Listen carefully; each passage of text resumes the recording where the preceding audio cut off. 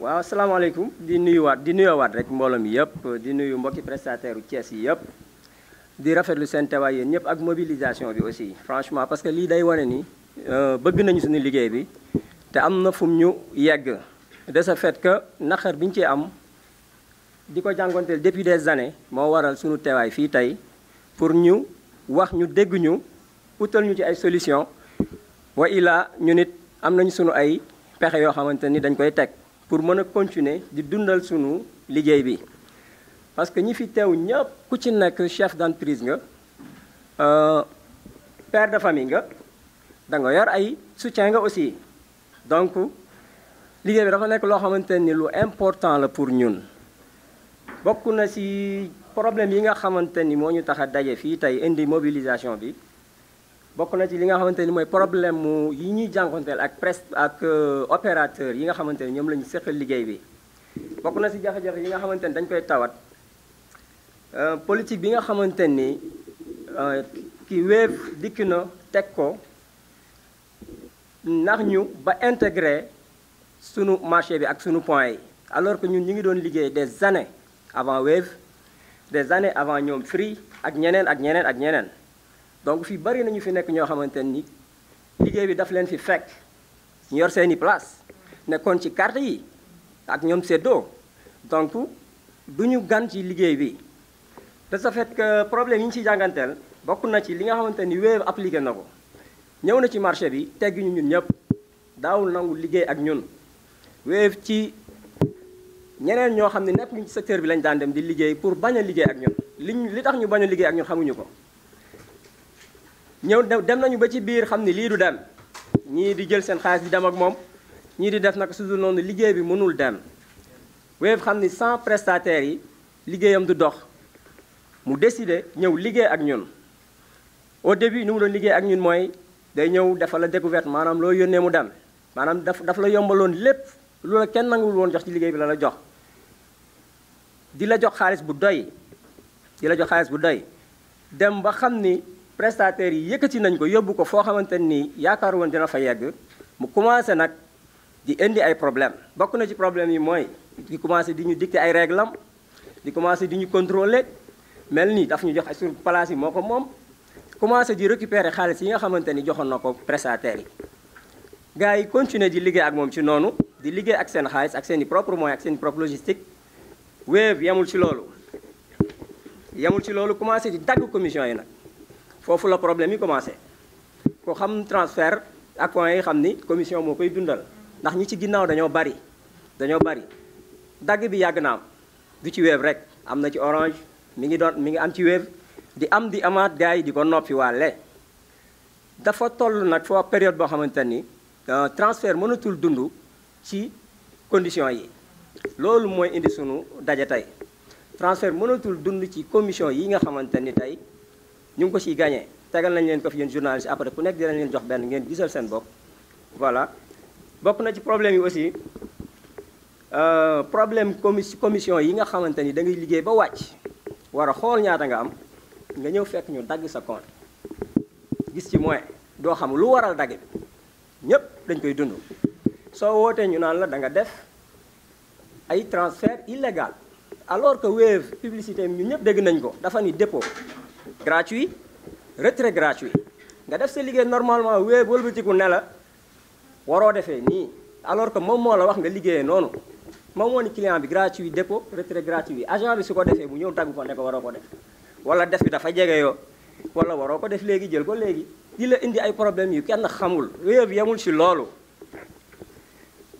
Wave daf ñu intimider fu mu toll di ñu xupp di ñu menacer comme si que Wave mooy sunu papa wala sunu yaay loolu nag prestataire dañoo ni tey dafay jeex tàkk parce que ni ñu amee xel yor seen entreprise ñu ni noonu lañ ko amee menaces yi bokk na ci da ngay liggéey nga def li ma bëgg wala ma tëj sa point ubbil ki la jege di indi xaajaloo ci diggante prestataires yi alors que ñi fi jaar ñëpp kenn musi si liggéey façon liggéey bu salte boobu da ngay ñëw indi sa plateforme présenté ko prestataires yi ku mën jël ki yor lu tuuti ak ki yor lu bari borom point yu bari ak borom point yu néew yi ñëpp liggéey affaire bi nekk proximité jege sénégalais yi mais Wave dafa ñëw changer système bi di indi xaajaloo ci diggante prestataires yi di indi bañante ci diggante prestataires yi loolu dañoo ni dafay jeex loolu dafay jeex voilà bokk na ci problème yi nga xamante ni aussi ñu ngi koy jànkonte ak opérateur boobu di Wave maanaam commission yi nga xamante ni dañoo mel ni ku lay sarax da ngay liggéey ba weer dee ñu fay la loo xamante ni doo ci sax mën a fay sa place wala sa connexion alors que prestataire bi dafa loué point jël personnel am di fay courant di fay ndox ak yeneen dund njaboot gi moom waxaale wuñ ko donc loolu yëpp bu ngeen gisee ñu ñëw toog tey di waxtaan ak population bi problème yii moo tax liggéey bi dafa nekk en danger te ñun ak population bi benn lañ te ñun aussi dañoo bokk ci clients yi dañoo bokk ci population bi ndax suñu ay parents suñu ay frères ak sœurs dañuy defante ay transactions comme ni ko clients yi di defee su yombee dañu leen koy yéene te duñu leen ko soxoree parce que loolu lañu leen bëggal mu yomb yàgg nañu kaas ñun ci suñu bopp yenn frais yu cher yi donc ñun ak population bi il faut ñu leeral ko mu leer amuñu benn problème ak yéen en plus li nga xamante ni mooy frais de service yi nga xam dañu ko teg pour riposter mën naa ni méttiwul ci client bi ndax client bi da daan def 5000 francs bu koy envoyé daal ci fay 400 francs léegi boo defee 5000 pratiquement doo fay sax 50 francs bu mat ñun ñu ne la pour sunu liggéey bi mën a continuer di dox jox ñu 5000 francs bi ngay yónnee wala nga koy jël fukki dërëm 50 francs pour sunu liggéey mën a continuer di dox ñun loolu la ñu demandé loolu nag moo waral tëb di dal bi opérateurs yi di def coow lu bari li yëpp loolu donga ko waral 5000 bi nga xamante ni fukki dërëm lañ ciy laaj ñun de lii la ñu wax pour mën a continuer suñu secteur bi di dund suñu employés yi continuer aussi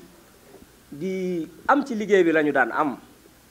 donc lii mooy problème yi nga xamante ni en grosso modo ñi ngi koy jànkonte ak opérateur bii di Wave bi ci des damay ñëw ci ki nga xamante ni mooy concurrence am bi nga xamante ni moo tax moo ñu yóbbee problème yi yëpp muy Orange ci diggante janvier ak fii may wax ak yéen dagg nañu wàññi nañu sunu ay commission 3 fois ñetti yoon ci 5 mois ñetti yoon kon ana lu ciy desati kooku nag moo ñu pousse ba ñu sës fi ñu toll nii 3 fois dagg nañ ko sunu ay commission parce que bu ñu bëggee dund ci seen concurrence bi du ñun la ñuy sacrifier ñun aussi dañu am sunu ay affaire bëgg a dund du dëgg donc nag kon foofu jarul sax ñu naan lii lañ ci am ku ko xam ne daggoon na gars yi boycotté yàgg na donc tey xëy na dafa jot ñu wax moo tax ñuy wax ci janvier ak tey mu daggaat ñetti yoon kon dara desatu fa dara donc risque yi nga xamante ni aussi agent yi ñu ngi koy jànkonteel ci seen liggéey bi muy agression yi ñëpp gis nañu ko da ngay liggéey wàcc léeg-léeg say kees banque xaalis bu bari doo xam fu mu jaar ñun ñëpp dañ koy dund nga continuer di liggéey léeg-léeg nga am problème mu transaction juum wala nangam nga woote pour ñu rectifier le problème wala ñu defal la annulation bi mu durer 1 semaine loolu dañoo ni dafay jeex loolu nañ ci taxaw parce que ñu ni suñu xaalis bi dañuy bëgg heure bu génnee mu gaaw duggaat ñu kon suñu activité annulation yi nañ koy traité mu gaaw très rapidement bi ci des mooy commission yi gis naa ni léegi dañ koy positionné par 1 semaine alors que yow xamuñu noo toogee xamuñu nan ngay dundee xamuñu looy dépenser par jour nit ki liggéey nga war a wàcc nga fay ko commission am li mu liggéey nga ni da nga koy téyel ba 1 semaine wala ba weer dee loolu prestataire dañoo ni dafay jeex donc manque de respect envers les agents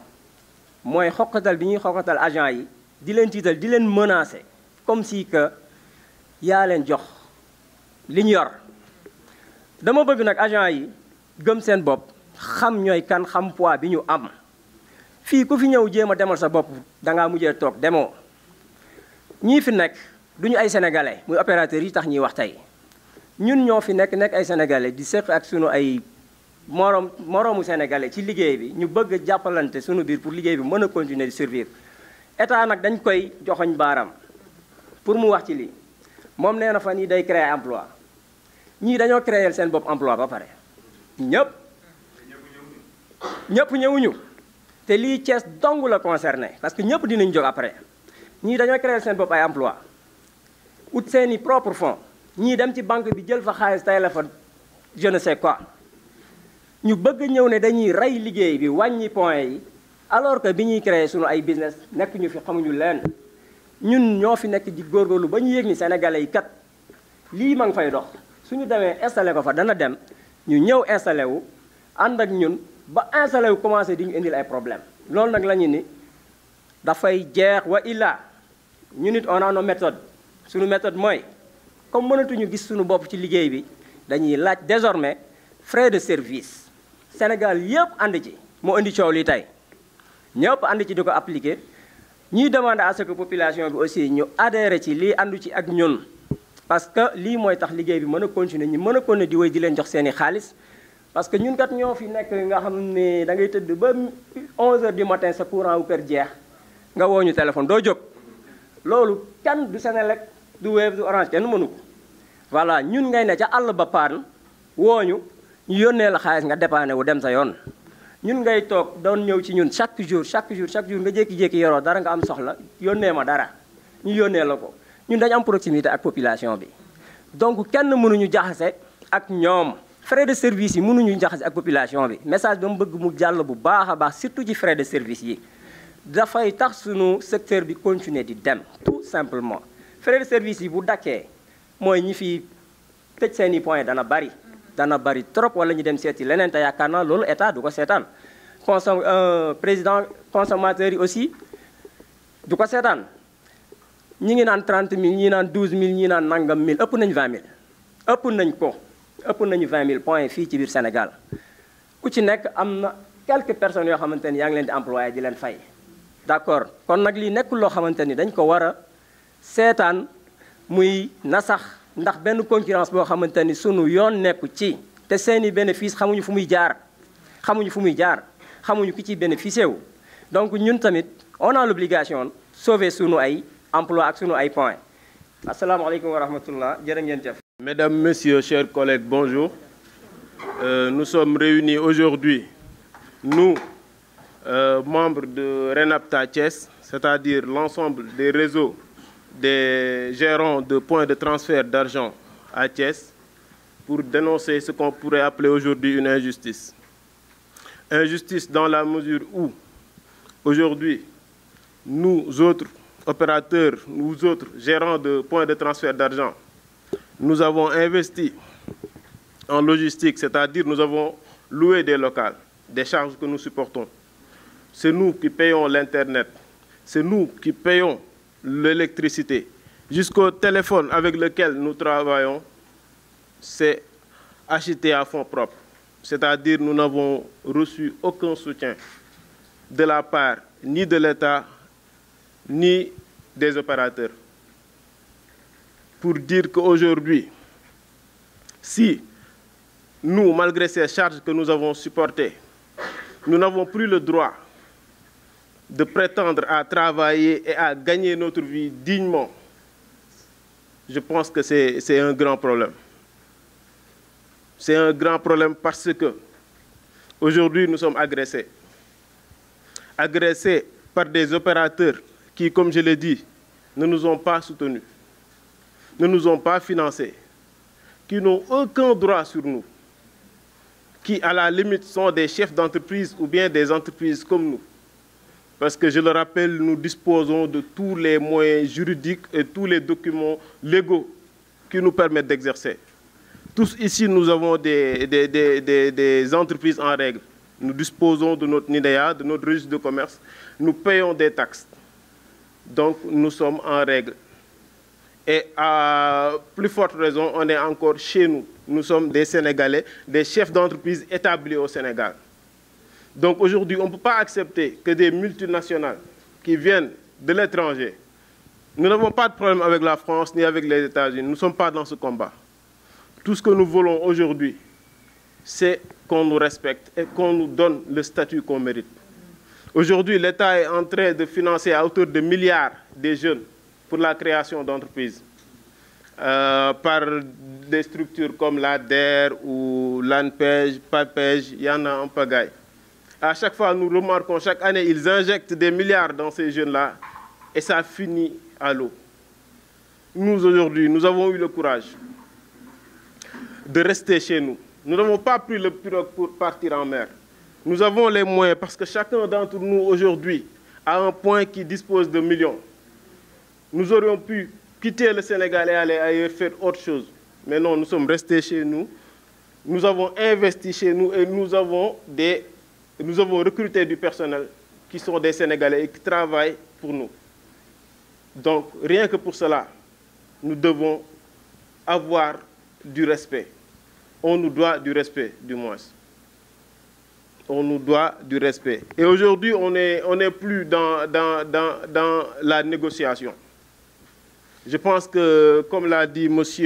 Ibrahim Dia, nous avons plus de 20 000 points au Sénégal. Et dans chaque point minimum, il y a 2 ou 3 personnes. Ces 2 ou 3 personnes, la plupart, c'est des chefs de famille. Donc, nous avons derrière nous 20 à 30 000 familles. Est-ce que vous imaginez ce que ça représente en personnes? 30 000 familles qui sont menacées aujourd'hui. 30 000 familles qui risquent du jour au lendemain de ne plus avoir de subsistance. Parce que je le rappelle, notre travail, c'est les transferts d'argent que nous avons opté de faire et que nous faisons de manière légale. Donc, si du jour au lendemain, nous sommes victimes de persécutions à cause d'une guerre entre 2 opérateurs, que sont Wave et Orange Money, si du jour au lendemain, nous risquons de fermer boutique, si du jour au lendemain, 30 000 familles risquent de ne plus avoir de subsistance, je me dis qu'aujourd'hui, nous avons le droit et le devoir de dire non, de résister et de faire ce qu'il faut pour que cela arrête. Parce qu'encore une fois, la force, c'est nous. Les moyens, c'est nous. La logistique, c'est nous. Aujourd'hui, si les multiservices arrêtent de faire leurs opérations, ces opérateurs-là n'auront plus rien. C'est nous qui avons l'argent, c'est nous qui avons les moyens logistiques et c'est nous qui sommes à proximité des clients. Aujourd'hui, on veut nous mettre à mal avec le client final. Que ce soit Orange, que ce soit Wave, ils envoient tous des messages aux clients. Pour Orange, ils leur disent de se diriger vers leur point, les caisses Orange Money. Pour cela, on n'a pas de problème. C'est leur droit. Ils ont leur kiosque, ils ont le droit de diriger leurs clients vers leur kiosque. Pour cela, on n'a aucun souci. L'essentiel, c'est qu'ils respectent notre décision. C'est que dès qu'ils viennent chez nous, nous aussi, nous avons le droit de dire ça ne nous arrange pas, c'est ça qui nous arrange et de travailler en toute cordialité. Je pense que pour Orange, jusqu'à présent, moi, je n'ai pas été agressé. Le problème, c'est Wave. Dernièrement, ils ont envoyé à beaucoup de multiservices des notifications d'arrêt de service. Des notifications, pour ne pas dire des menaces. Je me dis que ça, c'est inacceptable. C'est inacceptable et on ne va pas l'accepter. Nous sommes une filiale de Renapta Thiès. C'est pourquoi, pour le moment, par respect à Renapta niveau national, on ne va pas prendre de mesures ou donner de stratégie, mais tout ce qu'on peut dire pour le moment et nous aligner par rapport à ce qui a été dit au niveau national, c'est que nous n'accepterons pas. Nous n'accepterons pas dans la mesure où, ici, c'est chez nous, c'est au Sénégal. Nous n'accepterons pas dans la mesure où l'injustice, on ne l'acceptera pas. Nous n'accepterons pas parce que cette guerre entre les opérateurs, ça ne nous concerne pas. Et aussi, ce n'est pas des menaces. Ce n'est pas des menaces. Je m'adresse à Wave, on ne les menace pas, on n'a pas de problème avec eux. Mais pour leur dire, les notifications de fermeture qu'ils ont envoyées à certains d'entre nous, pour leur dire de bien réfléchir à ce qu'ils font et de mesurer les conséquences s'il ose fermer ne serait-ce qu'une seule multiservice. S'il ose fermer ne serait-ce qu'une seule multiservice, nous ne resterons pas là à subir alors qu'ils continuent leur business. Parce que nous n'avons plus, je peux dire nous n'avons plus rien à perdre parce qu'actuellement on ne gagne plus rien. Depuis qu'ils ont fait leurs modifications, qu'ils sont entrés dans leur guéguerre, nous on ne gagne plus. Donc s'ils osent fermer un point, qu'ils mesurent, je ne veux pas entrer dans des menaces, mais qu'ils mesurent bien l'impact que ça pourrait avoir sur eux. Parce que imaginez 30 000 familles ou bien 30 000 points de vente qui se soulèvent. Il y a eu dernièrement des événements qui se sont passés. On a vu ce qui s'est passé en termes de pertes et de trucs pour des multinationales. Donc, je pense que c'est eux actuellement qui sont dos au mur et c'est eux qui doivent réfléchir et ce n'est pas eux qui doivent nous menacer. Si nous, on ne les menace pas, ce n'est pas à eux de nous menacer. Parce que là, nous venons d'avoir ce que je peux appeler l'essentiel, c'est l'union. L'union, ça veut dire quoi? Quelqu'un touche à Bakary, il me touche. Quelqu'un touche à Ibrahim, il me touche. Et si nous parvenons à avoir cet impact-là ici à Thiès, et au-delà de Thiès, avoir ça à Diourbel, à Dakar, à Saint-Louis, à Ziguinchor, bref, au niveau national, ils seront obligés de se plier. En tant qu'entreprise, nous avons décidé d'investir chez nous, de créer une entreprise, de payer des salaires, de payer des taxes. Mais on a le droit de réclamer 50 francs par transfert de 5 000 francs. Le boutiquier du coin, mais tu lui paies un service, il achète à tel prix, il met sa marge de bénéfice et puis il te revend. Tu achètes une télé, tu appelles l'électricien, il te fait le branchement, tu le paies parce qu'il t'a vendu un service. Est-ce que l'Internet, on nous l'offre? Le local, on nous l'offre? Même le téléphone, on ne nous l'offre pas. L'argent qui circule à gauche et à droite et avec lequel nous faisons le chiffre de ces opérateurs-là, personne ne nous l'offre. C'est notre argent, nous investissons. Donc, si eux, ils peuvent se targuer, par exemple, à chaque année, comme Orange le fait, de dire nous avons fait 500 milliards de bénéfices, trucs. Nous, on n'a pas le droit de dire qu'aujourd'hui, moi, j'ai investi chez moi une multiservice, j'ai fait 100 milliards l'année. Pourquoi on ne pourrait pas le faire?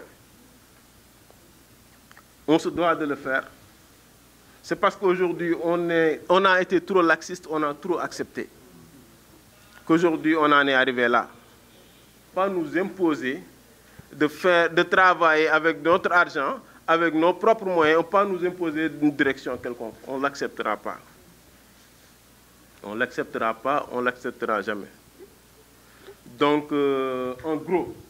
voilà ce que je voulais dire. Et je m'excuse encore une fois si j'ai parlé avec le cœur. Merci beaucoup. Voilà, dafa am ay détails techniques yoo xamante ni lu jar a wax la ndax tey jii clients yi xamuñu lan moo war a tax ñun ñuy teg ay frais de service ndax seen xel mënu koo nangu dafa dine lañ daan am lañ amatul. Imaginez leen fi nga daan am 800 francs tey tu te retrouves avec 160 francs loolu yorul place. Web dafa ñëw commencement bi dañuy jox xaalis ñi ciy liggéey. Boo inscrire client nga am bonus 500 francs ak yeneen yoo xamante mi ngi woon ci biir bu fekkee ne liggéeyoo sa nga tëdd sa kër di nga am 1000 francs weer bu dee lu mu dee di nga am benn 30 000 looloo taxul ñu mënoon a supporter 1% yi ñuy wax dañoo xëy dindi loolu lépp ba mu set wécc faxas ko ba pare nañu dañuy liggéey ci 1% looloo mënul nekk loolu xel nanguwu ko nga xëy liggéey 4 millions wala 5 millions ñu ne la 3 millions yi lañ lay fay loolu fa lañ ko teg ana 2 millions yi des loolu nit mënu cee liggéey ñu naan déedéeti Orange daal di ñëw moom i gën a yéesati ndaxte tey jii ñetti junni nga jox ko nit mu dem amoo ci fukki dërëm juróom 37 francs loolu du liggéey dañuy waxante dëgg looloo waral ñu teg ci frais de service nit ñi dañu ko war a xam nit ki boo duggee mu taalal la clim wala taalal la ventilo daal di la dalal defal la service la moindre des choses moom mooy nga ndokkale ko mooy frais de service defuñu ko comme ñoom ni koy waxee naan arnaque la du arnaque bu fekkee ne gratuite war na mën a am ñun ñoo ko njëkk fii nii ndaxte loolu dañ ko doon def te duñ ci laaj dara waaye nag la tax ñi ko daan def ñoom ñoo ko laal dañoo wàññi ci ñun jox client bi lu tax ñoom duñu wàññi ci ñoom loolu duñ ko nangu ñoom